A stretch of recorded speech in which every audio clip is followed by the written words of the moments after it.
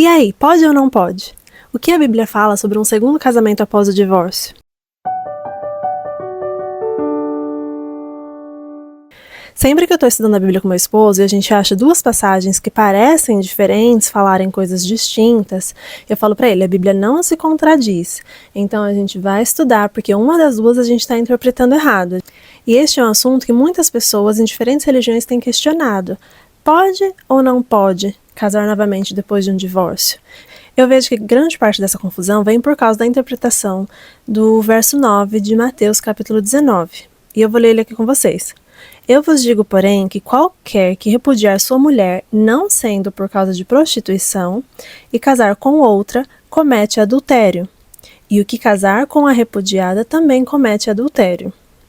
Essa parte, não sendo por causa da prostituição, faz com que muitos interpretem como Jesus dando um aval para que a pessoa case novamente, a parte inocente, case novamente após o divórcio. Mas é isso mesmo? A palavra que é usada aqui, quando fala não sendo por causa de prostituição, não é a mesma usada no original no grego para adultério. No grego, eu não sei como pronuncia, é moicheia. Já a palavra que está usando aqui nesse verso é porneia. E essas duas palavras têm sentidos totalmente diferentes. Adultério, a gente sabe que é quando a pessoa é casada, e aí a outra faz, com outra pessoa, é adultério. Mas a palavra que está sendo usada aqui não é adultério nesse verso, é a porneia, que é de prostituição. E essa palavra é usada para quando a pessoa não é casada.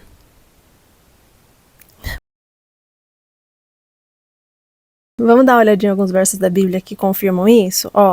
A gente tem Gálatas, capítulo 5, verso 19, que diz assim: porque as obras da carne são manifestas, as quais são adultério, que é aquela palavrinha moicheia, prostituição, que é porneia, impureza e lascívia.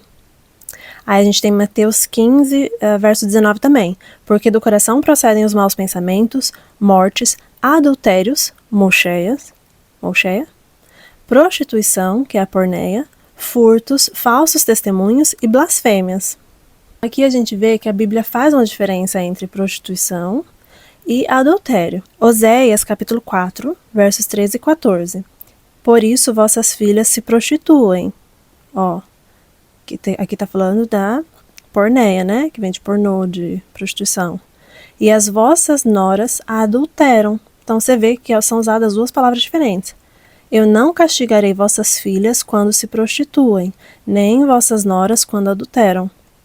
Aqui a gente já consegue ver que quando Jesus fala essa exceção, exceto em caso de prostituição, ele não está se referindo a pessoas casadas legalmente lá no papel, pessoas que têm uma vida e tal. Jesus não está se referindo a essas pessoas.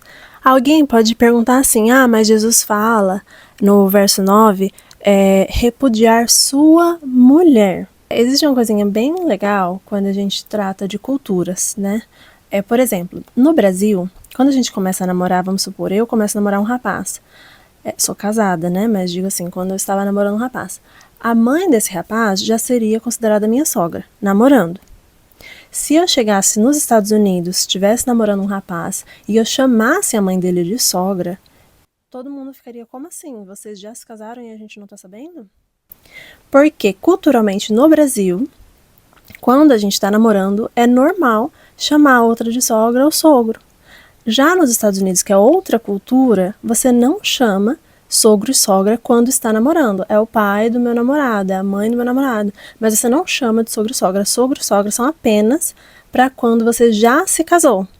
Então a gente vê que quando a gente tenta entender um verso bíblico, a gente precisa entender a cultura do momento, de quando foi escrito, É normal, dentro da nossa cultura, acharmos que quando Jesus fala repudiar sua mulher, ele está se referindo à esposa, porque isso é normal pra gente. Quando a gente fala, é minha mulher, se refere a quê? Ela é casada comigo, no cartório, tudo certinho. Mas não era assim que acontecia no Ocidente. Essa não é a mesma visão que eles têm quando alguém fala minha mulher. E a gente vai ver isso aqui em alguns versos, tá? Em Mateus, capítulo 1, versos 18 a 20, falando de José e Maria. Ora, o nascimento de Jesus Cristo foi assim: estando Maria, sua mãe, desposada com José, antes de se ajuntarem, então a gente está aqui naquela parte do noivado, né? Achou-se ter concebido do Espírito Santo. Então José, seu marido, como era justo e a não queria infamar, intentou deixá-la secretamente. E projetando ele isso, eis que em sonho lhe apareceu um anjo do Senhor, dizendo: José, filho de Davi, não temas receber a Maria, tua mulher, porque o que nela está gerado é do Espírito Santo. Ou seja, Maria já era considerada mulher de José, e José já era considerado marido de Maria. Apesar deles ainda não serem uma só carne, ainda não terem casado oficialmente. Eu assisti vários vídeos mostrando, falando como eram os casamentos naquela época, né, como funcionava todo o processo. E o noivo, né, o rapaz, quando ele queria casar com a moça, ele se dirigia ao pai com um contrato. Então, esse período de espera até o casamento é quando ele trabalhava, né, para pagar o dote, ele construiu uma casa para os dois, mas eles tinham já esse compromisso, então eles já eram considerados marido e mulher. Agora, o que a gente entende pela passagem de Jesus e até pelo que aconteceu com José e Maria, é que se durante esse período a mulher fosse infiel, por eles ainda não serem uma só carne, não era adultério, era fornicação, que é aquela palavra porneia. Então aqui a gente vê quando Jesus em Mateus 19 fala sobre o homem largar ou repudiar a sua mulher e casar com outra, né, que era a exceção, é muito claro que era esse caso de José, que então ele tinha esse direito caso ela se prostituísse, não adulterasse, prostituísse. A gente sabe que os judeus, eles entendiam isso, né, porque era a cultura deles, eles sabiam, tanto que, por exemplo, quando Maria engravidou, todo mundo sabia que eles ainda não eram uma carne só. Eles ainda não tinham feito a festa lá dos 7 dias, tal. Eles estavam nesse período de noivado, apesar de eles serem considerados marido e mulher. E tanto os judeus sabiam isso, que quando Jesus estava conversando com eles e fala que eles não são filhos de Abraão, olha o que eles falam em João, capítulo 8, verso 41. Disseram-lhe, pois: nós não somos nascidos de prostituição, porneia, temos um pai que é Deus. Ou seja, eles sabiam da situação de Jesus, né, que ele havia nascido, que Maria estava ainda naquela fase, então eles usam porneia, eles não usam a outra palavra para adultério. Então, a exceção que Jesus dá aqui não é para aqueles que já estão casados, vivendo uma vida normal de casados. Ela era para aquelas pessoas que estavam dentro de um noivado. Para quem já é casado, em ambas as cerimônias, vale o que está escrito em Lucas capítulo 16, verso 18, que fala assim, qualquer que deixar sua mulher, e aí aqui não tem nada aqui falando de em caso de... E aí a gente entende que realmente casados por causa de todo o contexto. Olha só, qualquer que deixe sua mulher e casa com outra, adultera. Ou seja, se aqui adultera e não prostitui ou fornica, então está se referindo a uma pessoa casada realmente. Casada, né, já se tornará uma carne. E aquele que casa com uma repudiada pelo marido, adultera também. E como eu falei para vocês no começo, a Bíblia não pode se contradizer. Se parece que há contradição, há uma má explicação ou má interpretação. Precisa ser estudada. Há outros versos bíblicos que respaldam essa interpretação de que Jesus está se referindo apenas a quem ainda não é uma só carne com a outra pessoa. Em Romanos, capítulo 7, versos 2 e 3, fala assim: porque a mulher que está sujeita ao marido, enquanto ele viver, está-lhe ligada pela lei, mas morto o marido, está livre da lei do marido. De sorte que, vivendo o marido, será chamada adúltera se for de outro marido. E aqui não está falando nada de, caso tenha largado e era uma parte inocente, não tem problema não, fala que vivendo ele, não importa, será chamado adúltera se for de outro marido. Mas morto o marido, livre está da lei, e assim não será adúltera se for de outro marido.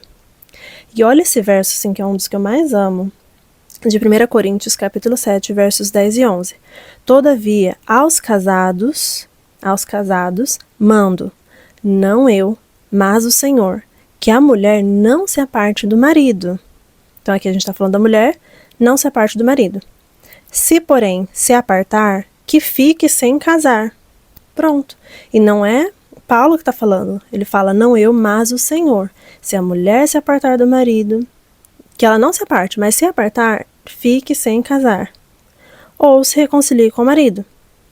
E que o marido, agora falando do marido, não deixe a mulher. E olha esse outro verso, de 1 Coríntios 7 também, verso 39.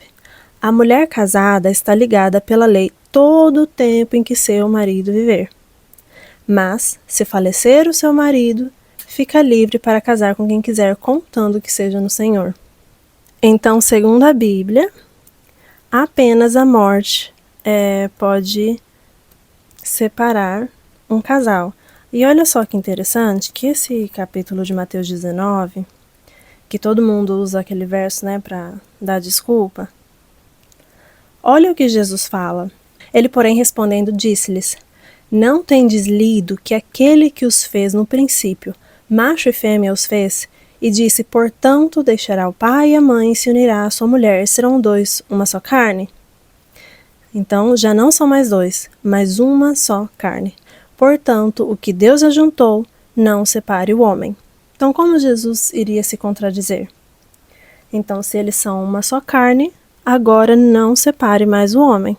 E aí, olha só, depois de ouvirem isso, os discípulos ficaram, gente, se é assim, é melhor nem casar.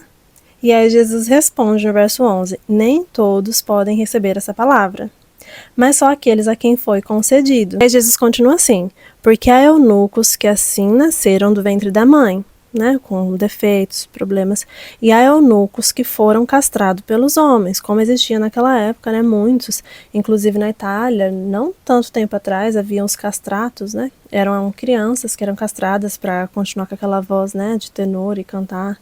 Não pediram para isso, né, infelizmente. E aí ele continua o verso, e há eunucos que se castraram a si mesmos por causa do reino dos céus. Quem pode receber isto? Receba-o. Tem muitos aí afora que são homossexuais, né? Sentem desejos por homens, mas por amor ao reino dos céus, que é o que Jesus fala aqui, por causa do reino dos céus, eles preferem ser eunucos.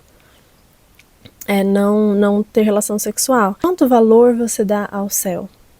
Você acha que a sua felicidade terrena aqui, de encontrar uma outra pessoa, né, para viver junto, vale mais do que uma eternidade com Cristo?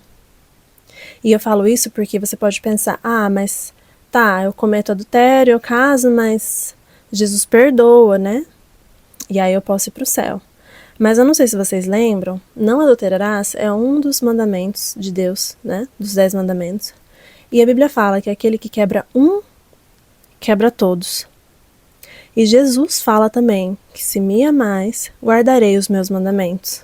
Olha o que Jesus fala também em 1 João 2,4. Aquele que diz, eu o conheço, e não guarda os meus mandamentos, é mentiroso e nele não está a verdade.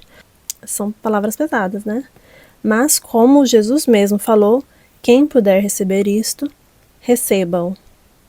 Se você é uma pessoa que está nessa situação, né, de a pessoa foi realmente, assim, adulterou, enfim, fez isso e aquilo outro, largou de mim, tô sozinho, sinto muita falta de ter alguém comigo, enfim. É muito difícil, mas é o que a Bíblia fala. Aquele que perseverar até o fim será salvo. E que muitos, por amor do reino de Deus, permanecem eunucos, né? Ou sem ter relações até Jesus voltar. E quão melhor não vai ser o céu, né? Quão maravilhoso não vai ser o céu. Muito melhor do que alguns anos de felicidade com alguém aqui na Terra. A única felicidade completa é daqueles que estão andando segundo a palavra de Deus, fazendo a sua vontade e aguardando o grande dia que Ele virá nos buscar. Então, se essa mensagem te encontrou no momento que você está pensando se você pode ou não, Jesus deixou claro nas Escrituras que não, e que o céu vale muito mais a pena. Você agarra seus amigos, a sua família, aquelas pessoas que estão ao seu lado, né, te apoiando. E mesmo se você não tiver ninguém ao seu lado, se apoie em Cristo, que é tudo que a gente precisa. Forte abraço e até o próximo vídeo. Tanto sofrimento sem amor e o mal trazendo a dor, mas meu mundo não é aqui, meu mundo não é aqui. O céu é o lugar onde vou morar, pois ali estará a